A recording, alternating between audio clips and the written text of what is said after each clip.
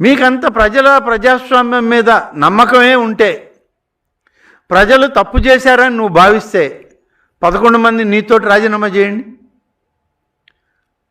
మీరు రాజీనామా చేయమని చెప్పి మీ వాళ్ళని మళ్ళీ ఎన్నికలు పెట్టుకుందాం.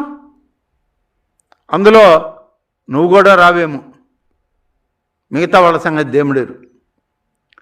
ఇవాళ ప్రజాస్వామ్య వ్యవస్థలో మనం బతుకుతున్నాం. రాజ్యాంగంలో ఆ వ్యవస్థని మనం కించపరిచే విధంగా మాట్లాడకూడదు. నీకు అది కూడా తెలియకపోతే నువ్వు ఎక్కడ ప్రజాస్వామ్యవాదివి, ఎలా రాజకీయాల్లో మనుగడ సాగిస్తున్నావు?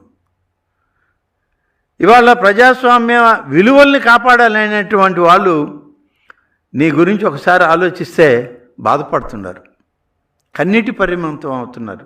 దీనిక రాజ్యాంగాన్ని డాక్టర్ బాబాసాహెబ్ అంబేద్కర్ మనకిచ్చింది. ఇదా మనం ప్రజాస్వామ్య దేశం కావాలనుకున్న కోరుకున్నది అని ఇవాళ పూర్వపు నాయకులు ఎవరైనా ఇంకా చివరి స్థాయిలో వాళ్ళ ప్రాణాలతో బతుకుంటే వాళ్ళు కన్నీటి పరిమితం అవుతున్నారు.